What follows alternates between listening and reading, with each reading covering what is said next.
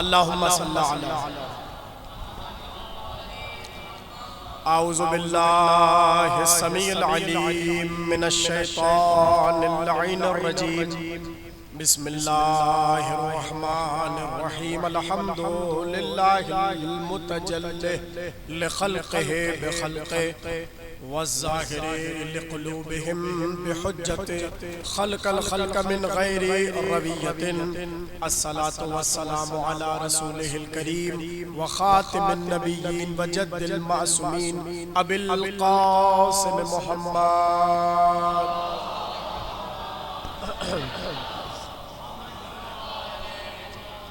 वालिहि तय्यबीन ताहिरीन अल-मासूमीन अल्लज़ीना अज़हबल्लाहु अन्हुमुर रिज्सा व तहरहुम तत्हीरा।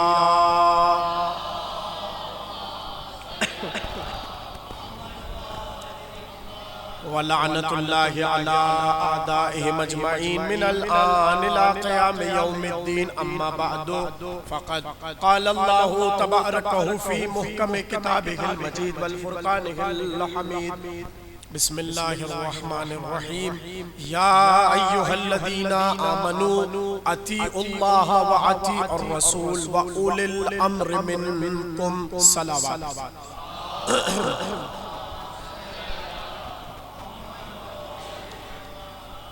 मजलिसे शहादत इमाम हसन अस्करी अलैहिस्सलाम अल्लाहुम्मा सल्ली अलैहि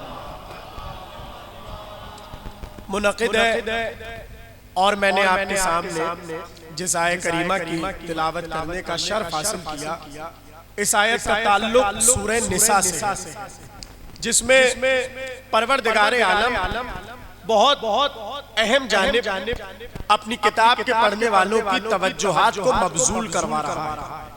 इरशाद है या अय्युहल्लज़ीना आमनू, ऐ ईमान वालों।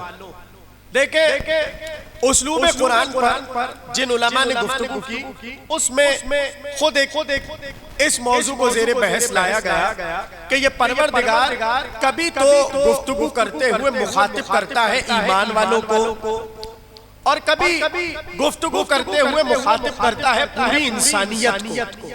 तो जब बात इंसानियत की होती है, अगरचे अल्लाह का हर पैगाम अहम है, मगर जहां इंसानियत की बात होती है वहां बात आम होती है।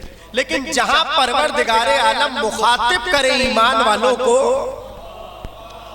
तो वहां पर अम्र भी खास है और बात भी खास है। और ये तो बड़े बड़े अहले सुन्नत के उलमा लिख गए कि जब कुरान में लफ्ज़ आमनू आया, इससे मुराद अबू तालिब का बेटा अली है।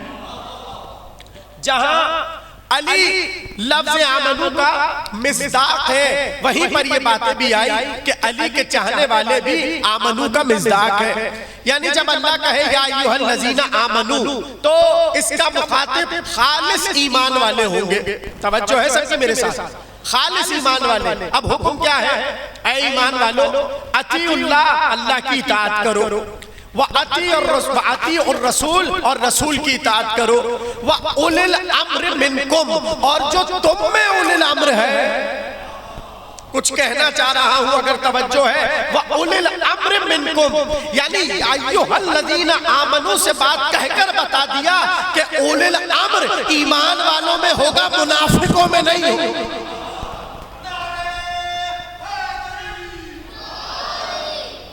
उलिल अम्र मिनकुम, जो तुम में से उलिल अम्र हो, उनकी इताअत करो।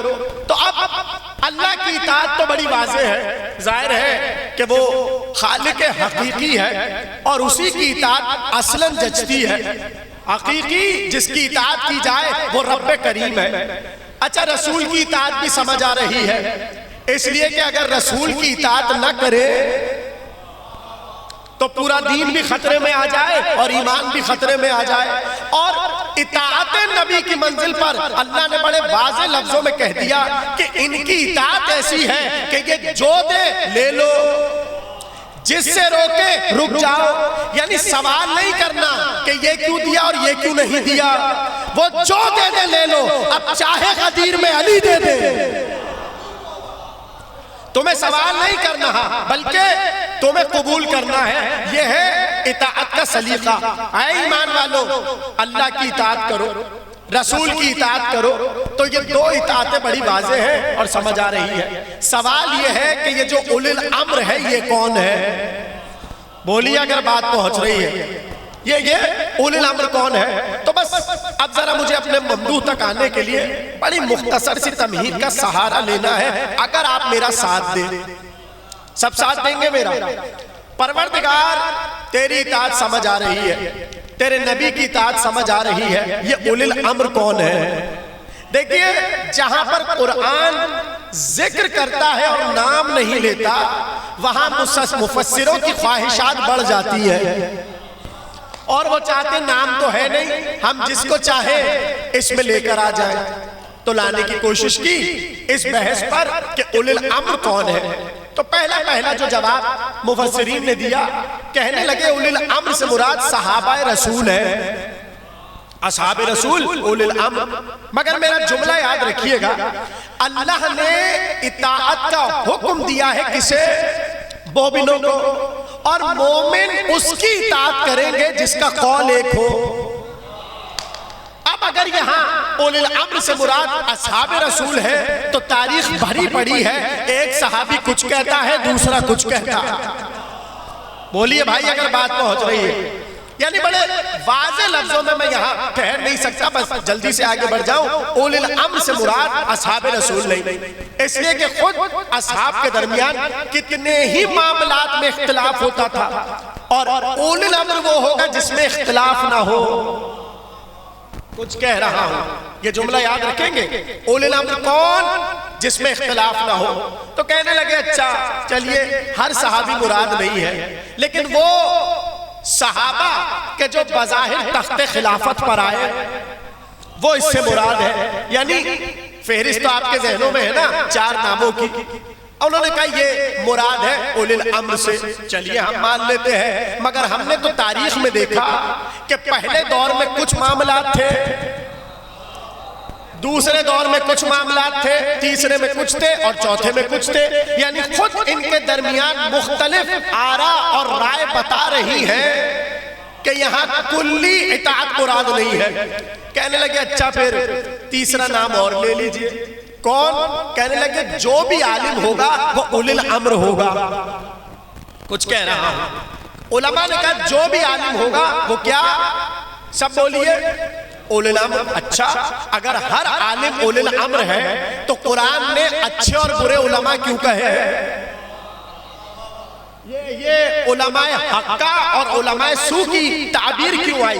अगर हर आलिम काबिले इत्तिबा है और हर आलिम की इताअत जरूरी है बरूए कुरान, तो फिर उलमाए सू का क्या करे? भाई कभी आपने बैठ के सोचा कि ये उलमाए सू कौन है? ये उलमाए सू कौन है? अब देखिए आपकी हैरत बता रही है कि मुझे ये बात बताना पड़ेगी। भाई देखिए उलमा तो 2 किस्म के, अच्छे उलमा भी और बुरे उलमा भी। और ये मैं थोड़ी कह रहा, कुरान कह रहा। अब सवाल ये है उलमाए हक कौन और उलमाए सू कौन? सुनना चाहते हैं? मैं अपनी बात नहीं कर रहा, आपके मौला अली इब्न अबी तालिब अलैहिस्सलाम। बहुत मुख्तसर सी गुफ्तगू है, मगर एक जुमले पे और कीजिएगा। रावी आया और आकर कहने लगा या अली ये तो बताइए कि आपके बाद, आप पहले बैत के बाद हम किससे मोहब्बत करें? भाई कुछ कह रहा हूं। ऐ अली ये बताइए कि आप अहले बैत के बाद सबसे ज्यादा काबिले मोहब्बत कौन है? हम किससे मोहब्बत करें? अली ने कहा उलमा। भाई देखिए अली ने खुद कहा कि उलमा का एहतराम करो, उलमा से मोहब्बत करो, उलमा की ताजीम करो, मगर एक फर्क के साथ। नहीं समझ रहे, पीछे वालों की तवज्जो नहीं है लग रहा। उसने कहा या अली आपके बाद काबिल मोहब्बत कौन? कहा उलमा। रावी बड़ा खतरनाक किस्म का था। उसने कहा चलिए लगे हाथों ये भी पूछ लूं कि आपके दुश्मनों के बाद सबसे ज्यादा काबिल नफरत कौन है? उसने कहा आपके बाद काबिल मोहब्बत कौन? अली ने कहा उलमा। उसने कहा आपके बाद, आपके दुश्मनों के बाद काबिल नफरत कौन? अली ने कहा उलमा। अब वो तो परेशान हो गया और कहने लगा मौला ये कैसी बात हो गई, काबिल मोहब्बत आपके बाद उलमा, काबिल नफरत आपके दुश्मनों के बाद उलमा, मसला क्या है? अली ने मुस्कुरा कर कहा जो आलिम तुम्हें हमारे करीब ले आए वो हमारे बाद काबिल मोहब्बत है, और जो आलिम हमसे दूर कर दे वो दुश्मनों के बाद काबिल नफरत।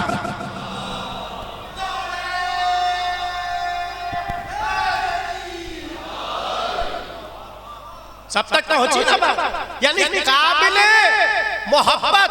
अब आप हमसे ना पूछिए कि कौन आलिम ठीक है और कौन ठीक नहीं, मयार अली ने आपको दे दिया।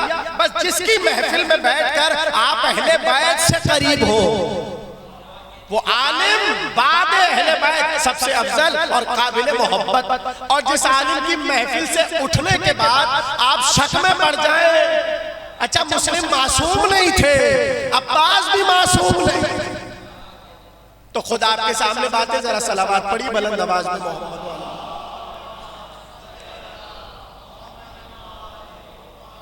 आपकी ठंडी सलावत बता रही कि आप तकरीर नहीं सुनना चाहते। अल्लाहुम्मा सल्ली अला मोहम्मद। बहुत बहुत मुख्तसर से गुफ्तगू। तो ये मैंने बात क्यों की, कहने लगे कि यहाँ उलिल अम्र से मुराद उलमा है, तो अगर हर आलिम उलिल अम्र है तो फिर अच्छे और बुरे उलमा की तमीज कहाँ गई? पता चला उलमा भी उलिल अम्र नहीं। तो एक गिरोह बड़ा, उन्होंने कहा फुक़हा जो फकीह है वक्त है वो उलिल अम्र है। तो खुद इस पे आगा नासिर मकारिम शिराजी ने जो अपनी तफसीर नमूना लिखी है उस पर बहस की और इसको भी पॉइंट आउट किया। उन्होंने कहा फुक़हा भी उलिल अम्र नहीं हो सकते। भाई कुछ कह रहा हूं, फुक़हा भी उलिल अम्र नहीं हो सकते। क्यों? इसलिए कि उलिल अम्र जो भी चेन होगी उसमें इख्तिलाफ नहीं होगा। लेकिन जब हम फकीह के फतवों को देखते हैं, एक कुछ कह रहा है, दूसरा कुछ कह रहा है, तीसरा कुछ समझ रहे नहीं समझ रहे। देखिए ये जो मुख्तलिफ उलमा से रुजू हो रहा है फुक़हा से, इसका मतलब ये है कि उनका फतवा और है, उनका फतवा और। भाई हर आलिम और हर फकीह जितना समझा अपने इल्म के मुताबिक फतवा देता है और उस पर उसका पैरवी करने वाला अपने मसाइल शरिया को देखता है और आगे बढ़ता है। यहाँ तक सबसे पहुंच गई बात। इसका मतलब यह है फुक़हा भी उलिल अम्र नहीं है। तो फिर लोग बड़े और कहने लगे जो भी जमाने का हाकिम हो, जो भी हाकिम हो, जैसा भी हो, वो उलिल अम्र है, वो उलिल अम्र है। अब बदकिस्मती ये है कि हमारे यहाँ और मुख्तलिफ ममालिक में ख़वातीन भी हाकिम बन जाती है। नहीं तवज्जो कर रहे आप। कुरान ने तो कहा उलिल अम्र की इताअत करो, तो अब जो खातून उलिल अम्र बन गई बज़ाहिर आपकी बनाई हुई तारीफ के मुताबिक, तो अब उनकी इताअत करना जरूरी। यहाँ तक के शरीयत इस्लाम में औरत की इताअत मर्द नहीं कर सकता। भाई पता नहीं बातें पहुंच रही हैं या नहीं, यानी कितना इख्तिलाफ हो रहा है। कहने लगे जो भी जमाने का हाकिम हो वो उलिल अम्र है, अब वो जैसा भी हो। अब इस तारीफ से मसला क्या हुआ, जो इताअत ना करे वो गुमराह। हाकिम वक्त की इताअत करना जरूरी, तो अगर हाकिम वक्त की इताअत करना जरूरी और जो ना करे वो गुमराह, तो मुझे बस इतना बता दीजिए हजरत मूसा को क्या कहेंगे? इसलिए कि हाकिम तो फिरौन है। हजरत इब्राहिम को क्या कहेंगे? इसलिए कि हाकिम तो नमरूद है। तो अब पता चला जब जमाना अपनी ताबीर बनाए तो मसाइल होते हैं। मगर मेरी बात याद रखिएगा, कहने लगे हुक्मा जो भी हाकिम हो वो उलिल अम्र है। अब अपने मुद्दे को मजबूत बनाने के लिए एक हदीस ले आए, और अगर ये हदीस पहुंच गई तो बस मैं अपना मौजू शुरू कर रहा हूं और बड़ा मुख्तसर है, सबकी तवज्जो है। कहने लगे कि जो भी हाकिम हो उसकी इताअत करनी है, जो भी हुकूमत के मनसब पर फाइज हो जाए आपको उसकी इताअत करनी है। और अपने मुद्दा की दलील में क्या लेकर आए? हजरत अबू ज़र गफारी का कौल, और वो फरमाते कि मुझे मेरे नबी ने वसीयत की, इन्ना औसानी खलीली, मेरे खलील यानी नबी ने मुझे वसीयत की। और वसीयत क्या है? अन अस्मा व उतीआ व इन काना अब्दुल मुजद्दिउल अतराफ। आए अबू ज़र, अपने हाकिम वक्त की इताअत करना, उसकी बात को सुनना, चाहे वो मुजद्दिउल अतराफ क्यों ना हो। अब देखिए उलमा यहाँ तशरीफ फरमाए, लुगत में मुजद्दिउल अतराफ का जो माना है वो मैं मिंबर पे कर नहीं सकता, इतना खराब माना है। और हदीस किससे आई? अबू ज़र से, कि नबी ने कहा हाकिम वक्त जैसा भी हो, गंदे घराने का हो, उल्टे सीधे घराने का हो, तुम उसकी इताअत करो। क्यों? क्योंकि हाकिम है। अबू ज़र से हदीस लाई क्यों? इसलिए कि अबू ज़र है सच्चे और बात रद्द नहीं हो सकती। मगर मैं बस यहाँ एक सवाल उठाऊं, अगर अबू ज़र से ये हदीस आई और अबू ज़र ने कहा कि हाकिम जैसा भी हो उसकी इताअत करो, तो खुद अबू ज़र ने क्यों ना की? सलावत पढ़िए मोहम्मद वाले।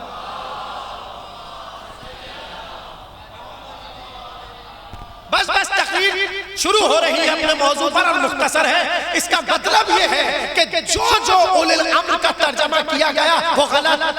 आलिम उलिल अम्र नहीं है, फकीह उलिल अम्र नहीं है। बोलिए अगर बात पहुंच रही है। हाकिम वक्त उलिल अम्र नहीं है, हर सहाबी रसूल उलिल अम्र नहीं है। तो सवाल ये है उलिल अम्र है कौन? तो अल्लाह ने दो की इताअत बताई, एक अल्लाह की, एक रसूल की। अल्लाह तक आप पहुंच नहीं सकते, रसूल से वाबस्तगी है तो रसूल ही से पूछिए कि उलिल अम्र कौन है। जाबिर कहते मैंने नबी से पूछा ये तो बताइए उलिल अम्र कौन है। मुस्कुराकर कहने लगे मेरे बाद 12 उलिल अम्र है, पहला अली, आखिरी महदी।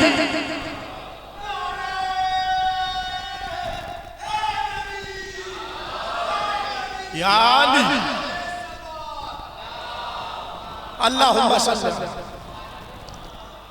आप सलामत रहिए जिस जिस तक बात पहुंची। गोया नबी ने एक एक का नाम लिया।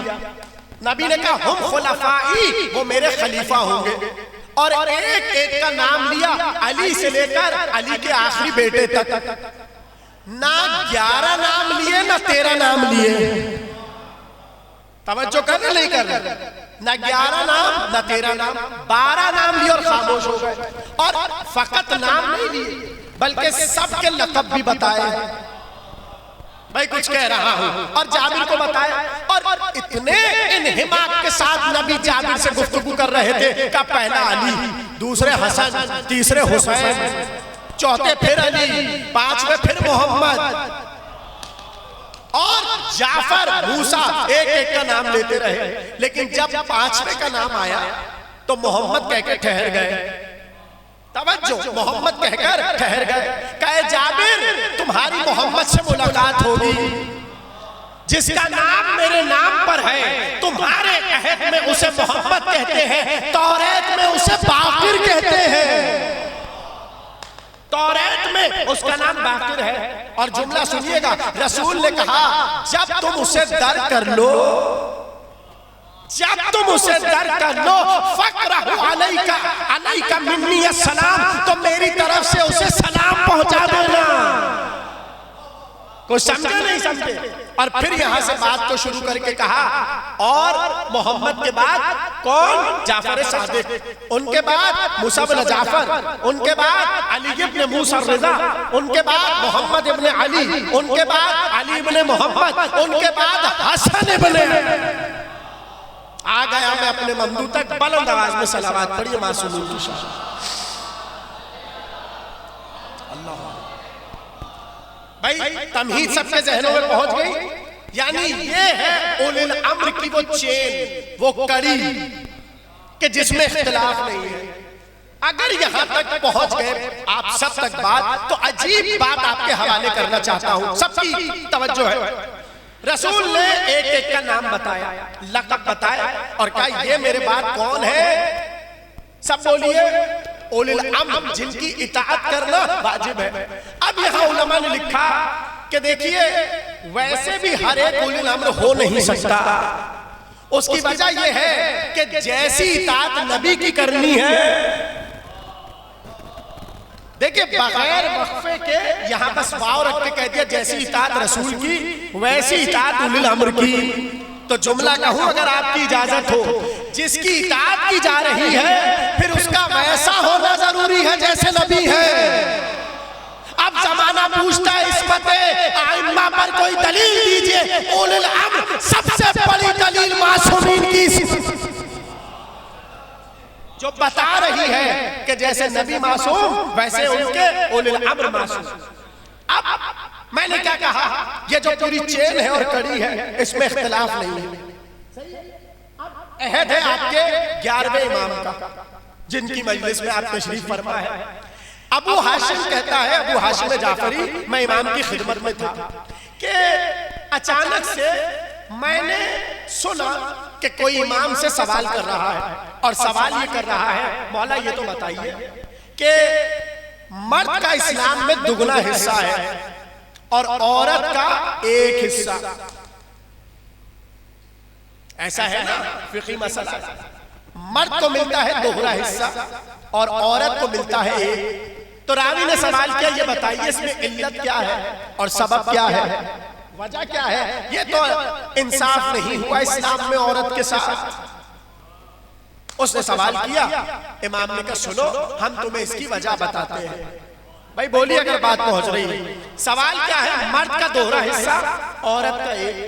इमाम ने कहा इसकी वजह यह है कि चूंकि मर्द पर जिहाद वाजिब है और मर्द पर सरे मैदान आता है, औरत नहीं आती। मासूम का कौल है का औरत मैदान में नहीं आती, मैदान में मर्द आता है, किस लिए? जिहाद के लिए। ठीक, तो चूंकि वो जिहाद करता है और उसका देखिए सवाल कितना अजीब है। अब जरा सा सवाल की गहराई सुनिएगा। उसने कहा मौला मर्द तो कमाता भी है, औरत तो कमाती नहीं है, तो औरत को डबल हिस्सा देना चाहिए था। मर्द तो कमाता मेहनत करके, अब बड़ी कोठियां भी कर सकता है, बड़ी जमीनें भी कर सकता है, मगर इस्लाम का कानून अलग है कि औरत को एक हिस्सा, मर्द को 2 हिस्सा। इमाम ने जवाब क्या दिया? का पहली बात यह है कि मर्द जिहाद करता है, औरत पर जिहाद नहीं है। अब जुमला मेरा याद रखिएगा। फिर पलटकर इमाम ने कहा कि अगर इस्लाम औरत का हिस्सा डबल रख देता तो जो शोहर हजरात है वो बीवी का हक खा जाते। क्या कहते कि हम तुम्हें नाम नफका क्यों दे? तुम्हारे अब्बा की जब जायदाद आएगी तो जितना भाई को मिलेगा उतना तुम्हें मिलेगा। यानी अल्लाह औरत के मामले में इतना उसूल पसंद है कि शौहर भी हक खाने न पाए। पता नहीं बात पहुंच रही है नहीं पहुंच रही। सलावत पढ़िए मोहम्मद वाले मोहम्मद। ऐसे नहीं मिल के बुलंद आवाज में सलावत पढ़े इमाम।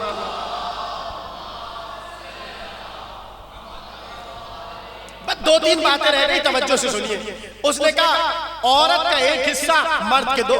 इमाम ने कहा औरत पर जिहाद नहीं है और औरत के लिए परवरदिगार आलम ने शौहर की तरफ से नानो नफका रखा, इसलिए कि उसे तो मुसलसल शौहर की तरफ से मिलेगा। तो अगर बाप की तरफ से आधा मिल जाए तो अब यहाँ औरत दिल में ये ना सोचे कि हमें आधा हिस्सा क्यों दिया, इसलिए कि आधी जिम्मेदारी बाप की तरफ से है, आधी शौहर की तरफ से। लेकिन मर्द को दोहरा हिस्सा इसलिए दिया क्योंकि जो उसे करना है खुद करना है। बस इमाम ने ये बात की, किस्सा खत्म हो गया। अब पता नहीं आपके जहन में तमहीद है या नहीं, जिसके है जुमला तो वही उठा पाएगा। एक बार अबू हाशिम कहता है सवाल करने वाला सवाल करके चला गया। ऐसे में मैंने दिल में सोचा, मैं जबान पर नहीं लाया, मैंने दिल में सोचा और मैंने दिल में ये सोचा कि मैंने इन्हीं अहले बैत की किताबों में की एक किताब में पढ़ा है, यही सवाल इमाम सादिक से हुआ था और जो जवाब इन्होंने दिया है वही जवाब इमाम सादिक ने दिया था। आप सलामत रहिए जो समझा।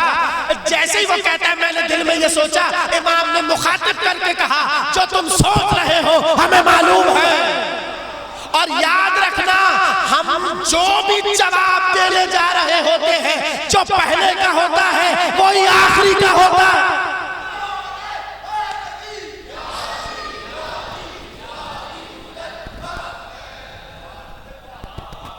जो पहले का होता है वो ही आखिरी का होता है।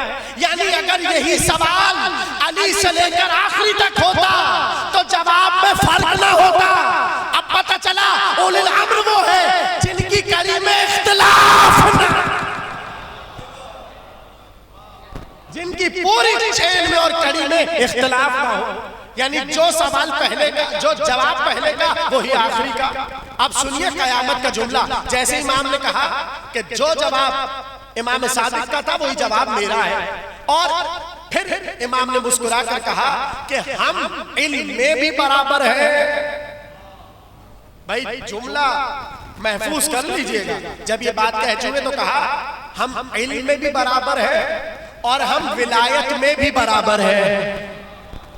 अमरे इमामत में, विलायत में और इल्म में बराबर है। अब बात खत्म हो जाना चाहिए थी ना। पता नहीं कहां बैठे हुए हैं और आप क्या सुन रहे हैं। बस कहा कि हम इल्म में बराबर, विलायत में बराबर, बात खत्म ही नहीं हुई। पहले उसे बताया हम 12 के 12 इल्म में भी बराबर है, विलायत में भी बराबर है। जब ये बात कर चुके तो मुस्कुरा के कहा मगर मोहम्मद और अली हमसे अफजल है। ये इमाम अस्करी कह रहे हैं। पहले क्या कहा हम बराबर किसमें, इल्म में। फिर कहा हम विलायत में बराबर, मगर फौरन से मोहम्मद और अली को अलग किया। मैं सवाल उठाता हूं क्यों, नहीं समझ रहे आप। यानी पहले अपनी फजीलत बयान की कि सब बराबर है, मगर इन दोनों को अलग करके बताया मोहम्मद अली और है, हम और हैं, ताकि सामने वाला हमें अली ना कह दे, इमाम अपने को अली ना कहे, जिस मुल्ला को चाहे अली कह दे। सलावत पढ़िए मोहम्मद और अली मोहम्मद। मौलाना किताबों में ये रिवायत लिखी है, हम क्या करें। इमाम ने पलट कर इस पे बहसे की उलमा में कि क्यों इमाम अस्करी ने ये जुमला कहा कि अगरचे हम इल्म में और अमरे इमामत और विलायत में यकसा है, बराबर है, मगर मोहम्मद और अली हमसे अफजल है। ये देखिए, ये होती है शान इमामत, ये होती है शान इमामत। यानी तहजीब बताई और सलीका बताया। हालांकि खुद हर उस वस्फ के मालिक है जिसके मोहम्मद और जिसके अली, मगर का नहीं, बुजुर्ग है। आप समझ रहे नहीं समझ रहे है खुद इसी अम्र पर, है खुद इसी विलायत पर, है खुद इस इमामत पर, मगर फर्क रखा। गोया उलिल अम्र वो होगा कि जिसकी कड़ी में जो पहला कहे वो ही आखिरी कहे। बस तमाम हो रही है तकरीर, आखिरी जुमले सुनिए, मुझे इजाजत दीजिए। तो इमामत इस हद पर है कि जिनकी आपको इताअत करनी है वो मोहताज नहीं है कि बोले तो सुने। देखिए इमाम कौन है, बस तमाम हो रही है तकरीर। इमाम कौन है? हमारे यहाँ मजबूरी ये है कि हम जब तक सामने वालों को बोले ना, वो बात नहीं समझता। और इमामत क्या है कि अगर दिल में भी कोई छुपी हुई बात है, अबू हाशिम ने दिल में ही सोचा था ना, इमाम ने जवाब दे दिया। और जिस इमाम की मजलिस में आप बैठे, जाकर तारीख में देखिए, इतने खुतूत इमाम की खिदमत में आते थे और इमाम सबका जवाब देते थे। मगर बड़ी जिम्मेदारी से कह रहा हूं, हर किताब में आपको ये मिलेगा कि जब भी खत लिखने वाला खत लिखता था तो बड़ी जल्दबाजी में लिखता था। क्यों? ताकि दुश्मन को ना पता चल जाए। इमाम का जो है वो ऐसा है कि बहुत छुप छुपा कर इमाम तक खत पहुंचाना है। और अगर हाकिम वक्त को पता चल जाए कि इस घर से इमाम तक खत पहुंचा, तो अब उसे यह नजर बंद कर दिया जाएगा या उस पर जुल्म शुरू हो जाएगा। तो अब जाहिर है कि जल्दबाजी में चाहने वाले खत लिख रहे हैं कि इमाम तक पहुंच जाए। अब जाहिर है कि जल्दबाजी में जब लिखे जाते हैं खत, तो अगर 4 बातें हो तो 2 भूल जाते, 3 याद रह जाती है। भाई आप लोग भी तो व्हाट्सएप वगैरह पे मैसेजेस करते हैं ना, अगर जल्दबाजी में हो तो आप क्या करते, एक बात कोई भूल जाते हैं। अभी मैंने मुशाहिदे की मिसाल दे दी, अब फिर समझ लीजिए, खत लिख रहा है चाहने वाला और एक चीज भूल गया। अब पता नहीं जुमला कैसे सुनेंगे। और 6-7 रिवायतें इस वक्त मेरी आंखों के सामने, उसका खुलासा बयान कर रहा हूं। इमाम जो उलिल अम्र है वो दिल की बात से वाकिफ है, लिखने वाला भूल गया, मगर जब चला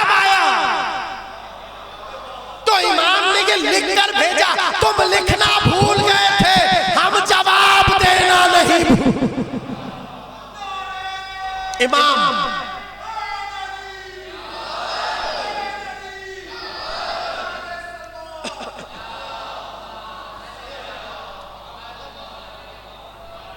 समझे ना बात को, ये है इमाम। बस आखिरी जुमला। इसी तरह बहुत से लोगों ने चाहा अच्छा ये उलिल अम्र है और इमाम है, तो आज जरा इनका इम्तिहान हो जाए। अब हुआ कैसे, बहुत तवज्जो से सुनिएगा। अगर ये जुमले पहुंच गए आपको पता चलेगा कि इमाम होता क्या है। और जिस इमाम की मजलिस में बैठे हैं इनका तो जिक्र बदकिस्मती से कम होता है। हालांकि हम तो यही कोशिश करते हैं कि जिस हस्ती से मजलिस मंसूब हो जिक्र उसी का होना चाहिए। सबकी तवज्जो है। अब आपके लिए थोड़ी हैरत इसलिए हो रही है क्योंकि जिक्र नहीं होता, लेकिन मैं कर रहा हूं, आप अपनी हैरत को हटाइए। आखिरी जुमले। शिया बैठे हुए हैं सारे और बहस हो रही है इमामत के हवाले से। ये जहन में रखिएगा, उलिल अम्र दिल की बातों से वाकिफ है। सबकी तवज्जो है। आखिरी जुमला। शिया बैठे हुए हैं और ऐसे में तैयारी हो रही है इमाम को खुतूत भेजने की। सब बड़े बड़े शिया बैठे और खत लिख रहे हैं। उनके दरमियान एक नासबी बैठा है। नासबी तो समझते ना कौन है, कि जो अहले बैत से दुश्मनी रखता है। अच्छा, मजबूरी में पहले के शिया बेचारे बिठाते थे, अभी भी हो रहा है, बिठाना पड़ता है, बैठना पड़ता है। अब वो बैठा और सवाल इमाम की तरफ मुंतकिल हो रहे। ऐसे में उसने कहा, क्या लिख रहे हो तुम अपने इमाम को? इमाम सामर्रा में क्या लिख रहे हो अपने इमाम को? कहने लगे अपने इमाम की बारगाह में सवालात लिख रहे हैं, वो हमें जवाब देगा, हमारा इमाम में वक्त है। कहा अच्छा, आज हम तुम्हारे इमाम को आजमाते हैं। कहा कैसे कैसे आजमाओगे? कहा अगर तो ये काम हो गया तो हम तुम्हारे इमाम को इमाम मान लेंगे। कहा क्या देखना चाहते हो? कहा खत तुमने भी लिखे, एक खत मैं भी लिखूंगा, मगर एक फर्क होगा। फर्क ये होगा कि मैं कागज पर कलम चलाऊंगा बगैर स्याही के। अब जिसे नहीं समझ आई इतनी मुश्किल उर्दू से आसानी से समझा दूं, मैं पेन चलाऊंगा पेपर पर, मगर वो खुश्क होगा, इंक नहीं होगी, और खत लिख दूंगा। आखिरी जुमला। सबने कहा अच्छा करके देख लो, इसलिए कि वो तो मुतमईन थे, वो तो मुतमईन थे कि इमाम में वक्त है, वो सब जानता है। आखिरी जुमला तकरीर का, सबने खत लिखे। इसने भी कलम उठाया, जुम्बिश दी कागज पर और खत लिख दिया। जैसे खत चला गया, अब ये इंतजार में बैठा था कि मैं शियों को तपाऊंगा और तंग करूंगा कि तुम तो बड़ा इमाम इमाम कहते थे, ये देखो हमने लिखा ही नहीं, तो उन्होंने पढ़ा भी नहीं। अब वो इमाम ही क्या जो राजों से वाकिफ ना हो। आखिरी जुमला तकरीर का, लीजिए जवाब खुतूत आ गए, जवाब खुतूत आ गए। जिसने जो खत लिखा था सबके जवाब आ गए।